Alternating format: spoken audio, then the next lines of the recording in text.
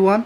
और अगर आप देखोगे आज ये थंबनेल तो देख ही लिया होगा आपने, तो सबसे मेन टॉपिक आता है कि how to capture big big movements.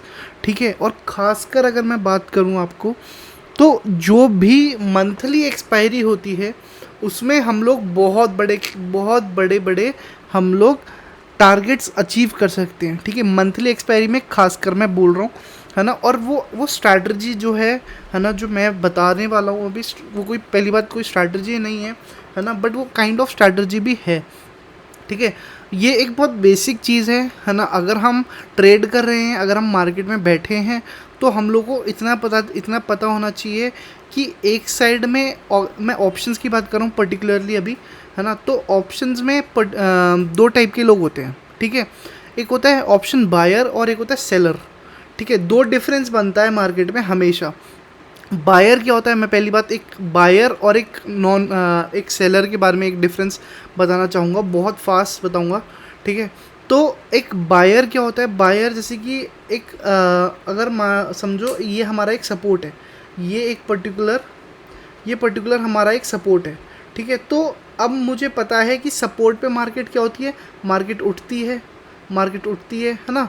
तो हम लोग को इतना तो पता है कि सपोर्ट पे मार्केट उठती है, अगर टूटती है तो गिरती है। ठीक है, बट अगर सपोर्ट पे है तो मार्केट के उठने के बहुत ज़्यादा चांसेस होते हैं।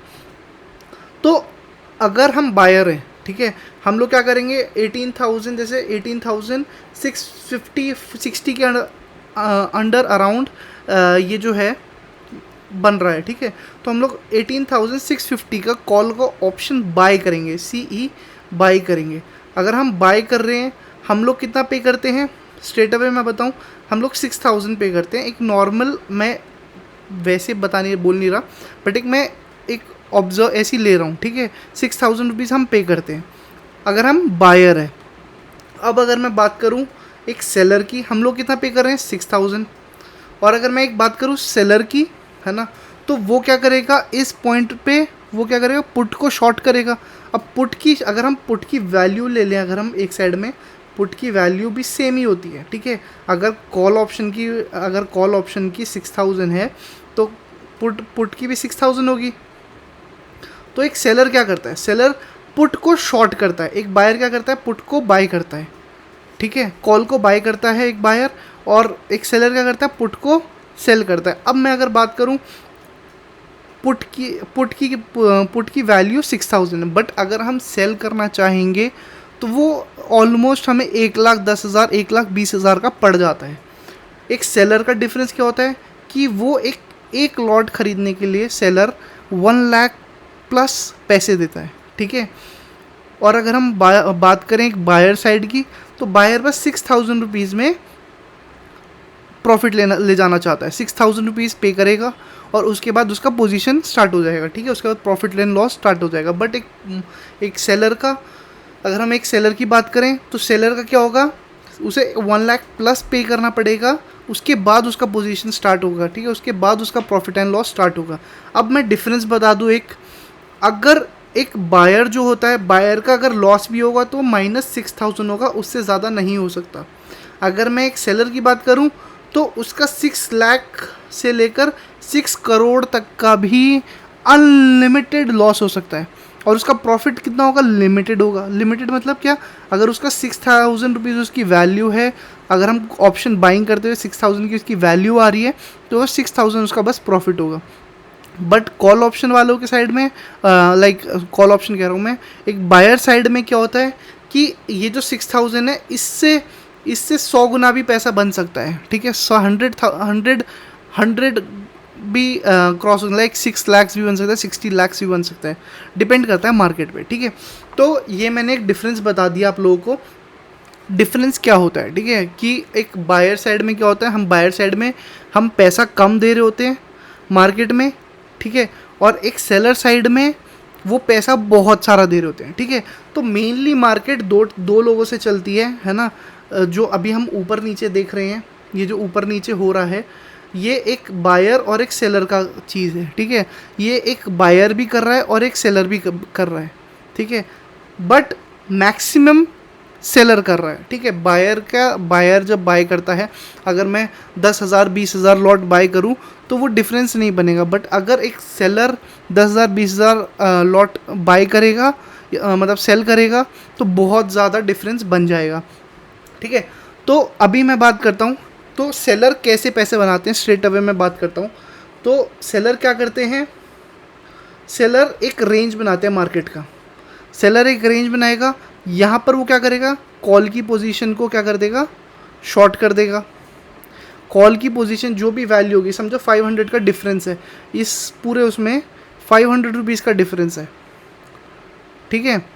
इस पूरे ये पूरा जो रेंज बनाया है एक सेलर ने, उस पर 500 का डिफरेंस है, और जो नीचे साइड है वो लोग क्या करेंगे, पुट की पोजीशन को वो करेंगे, ठीक है।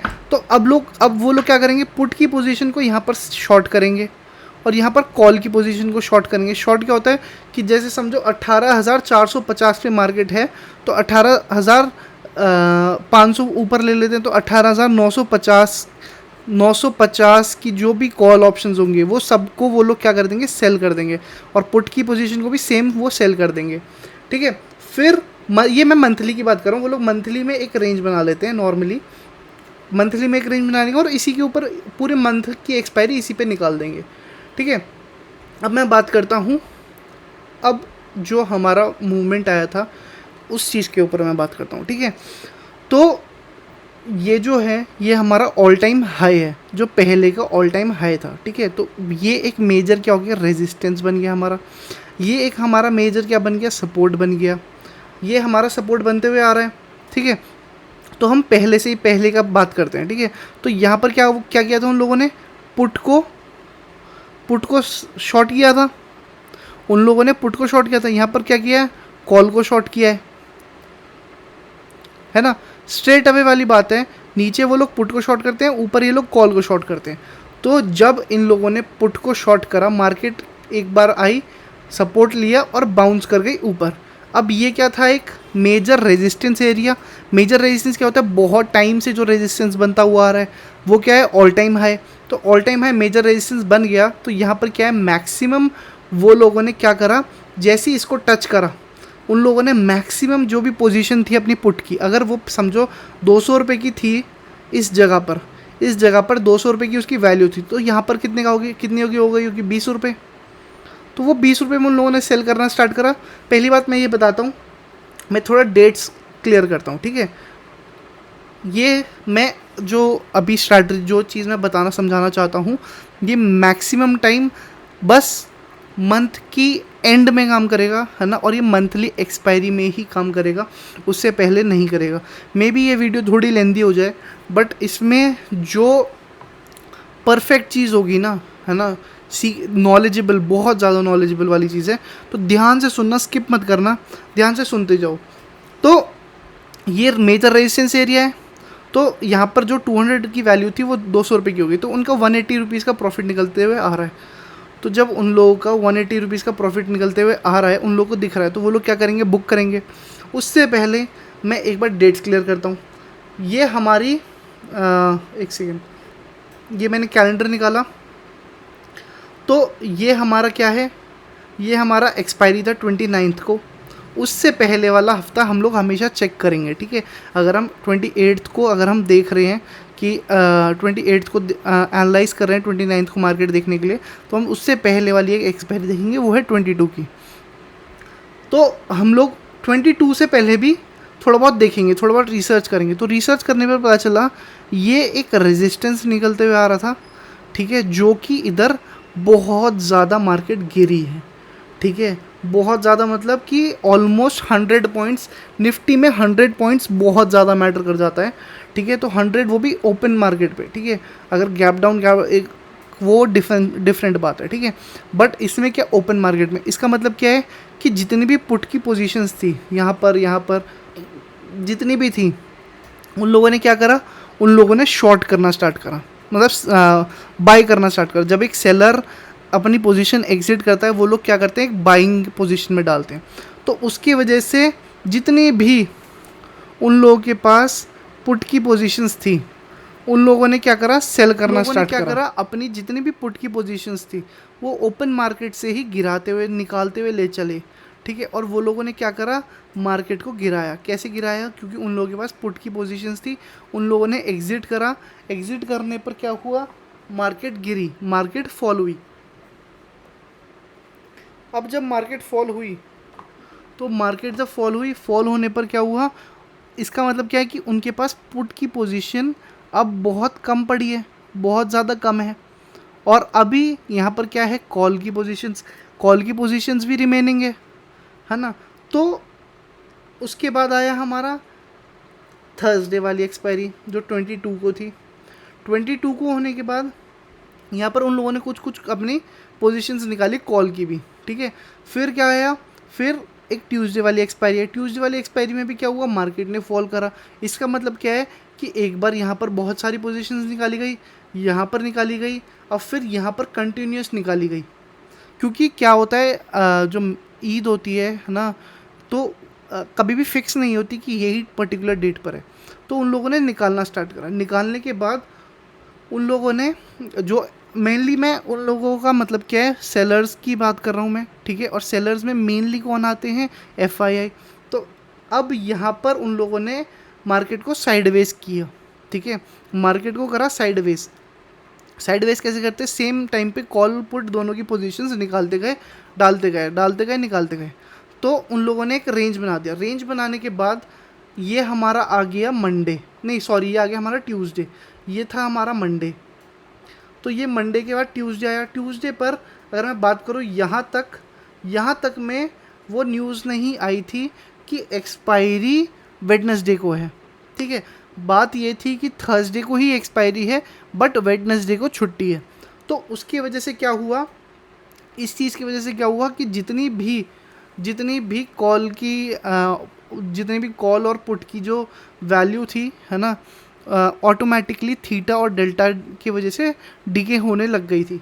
फिर अचानक से ही एक वो आया, NSE ने निकाला नोटिस कि ईद जो है वो थर्सडे को है। इसकी वजह से जो हॉलीडे हो रही थी ट्रेडिंग स्टॉक मार्केट की, वो अब वेडनेसडे को है, ठीक है।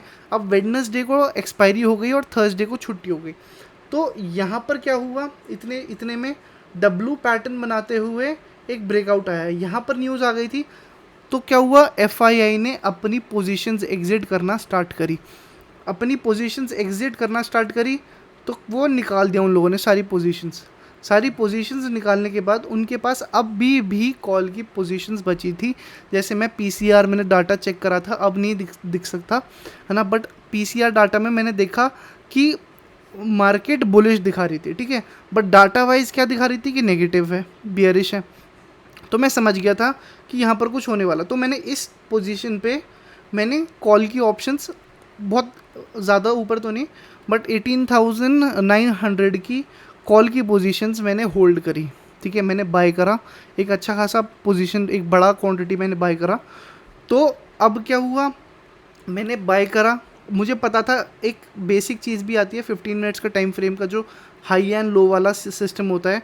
हाई अगर ब्रेक होता है, ठीक है, मार्केट ब्रेक होता है और एंड के टाइम में भी मार्केट फुल्ली बुलिश है, बहुत फास्ट मूवमेंट है, मार्केट बहुत तेज़ ऊपर जा रही है, ठीक है। तो उसका मतलब क्या होता है कि नेक्स्ट डे एक गैप अप होगा, मोस्ट प्रोबेबली एक गैप अप आना है। तो हुआ क्या, यहाँ पर गैप अप आया, ठीक है, मार्केट में गैप अप आया। क्यों, क्योंकि FII को अपनी पोजीशंस एग्जिट करनी थी, न्यू पोजीशंस बनानी थी, क्योंकि अब ऑल टाइम हाई के पास थी मार्केट। और उन लोगों को पता था कि अगर वो लोग अपनी पोजीशंस एग्जिट करेंगे, फ्यूचर्स एग्जिट करेंगे, तो क्या होगा, मार्केट में एक फास्ट मूवमेंट आएगा, ठीक है। फिर अब मैं यहाँ पर आता हूँ, तो यहाँ पर आने इतना हुआ, इतना होने के बाद ब्रेकआउट आया, फिर मार्केट सीधा ऊपर हो गई। फिर मार्केट क्या हुई, गैप अप। अब गैप अप होने पे क्या हुआ, मार्केट हुई गैप अप। स्ट्रेट अवे जितने भी बायर्स थे, है ना, उन लोगों ने अपनी पोजीशंस एग्जिट करना स्टार्ट करी। बट मैं यही चीज़ यहाँ पर देख रहा था, मार्केट इस पॉइंट पर 25 रुपीज़, मेरा जो ऑप्शन है वो 25 रुपीज़ पे खुला था। मैंने 8 रुपीज़ में बाई किया था, 25 रुपीज़ में खुला था। और खुलने के बाद मार्केट नीचे आई, ये पहले क्या था, एक मेजर रेजिस्टेंस था, वो कट के क्या वो बन गया, सपोर्ट बन गया। अब सपोर्ट बनने पर क्या हुआ, ये एक हमारा सपोर्ट आ गया। तो सपोर्ट से क्या मिलता है, सपोर्ट। तो सपोर्ट जब मिला उसे, तो पहली बात ये क्या है, all time high. All time high से जब सपोर्ट मिला तो मैं देख रहा था ये 25 रुपीज़ में यहाँ पर ओपनिंग हुई थी, और यहाँ पर आते हुए भी मार्केट एक ही बार ड्रॉप दिया, 15 रुपीज़ का लो बनाया उसने। उसके बाद यहाँ पर वापस 25 रुपीज़, इस पॉइंट पर 25 रुपीज़ आ रहा था। तो एक बेसिक चीज़ है, अगर मैं देख रहा हूँ मार्केट फॉल कर रही है बट प्रीमियम नहीं गिर रहा, तो उसका मतलब होता है, अगर चाहे कॉल साइड ले लो चाहे पुट साइड लो, अगर कॉल साइड का नहीं गिर रहा तो उसका मतलब ये होता है कि मार्केट बुलिश है। ठीक है, तो मार्केट बुलिश होने के कारण फिर यहाँ पर फिर से क्वांटिटी और बढ़ाई गई, और उसके बाद मार्केट ने स्ट्रेट अवे एक मूवमेंट दिया, बहुत फास्ट मूवमेंट दिया। और अगर हम देखें एफआईआई का एक डाटा, तो एफआईआई ने वेडनेसडे के दिन 12,319 या 10 करोड़ का बाइंग करा है। अभी तक सबसे हाईएस्ट इतने टाइम से एफआईआई इतना ज़्यादा बाय नहीं कर रही थी इंडियन मार्केट्स में, वो इतना इंटरेस्टेड नहीं थी इंडियन मार्केट्स में, 2-3 हज़ार का चल रहा था। बट बस वेडनेसडे को 12,300 कुछ करोड़ का बाइंग आया है। ठीक है, अब एफआईआई ने कैसे इसको मेंटेन करा, एफआईआई ने क्या करा, मार्केट ऊपर गई जाने के बाद वो एग्जिट कर रहे थे। अगर वो समझो कि अगर वो 100 करोड़ का बेच रहे हैं तो 200 करोड़ का बाय कर रहे हैं, 100 करोड़ का बेच रहे हैं तो 200 करोड़ का बाय कर रहे हैं, या 300 करोड़ का बाय कर रहे हैं। तो वो इसी वजह से मार्केट स्ट्रेट अवे बुलिश रहती गई। पर कैंडल जैसे एक हाई विक कैंडल बनती गई। अगर मैं थोड़ा जूम करके आपको दिखाऊं, तो यहाँ पर देखना आप, हाई विक कैंडल बनाती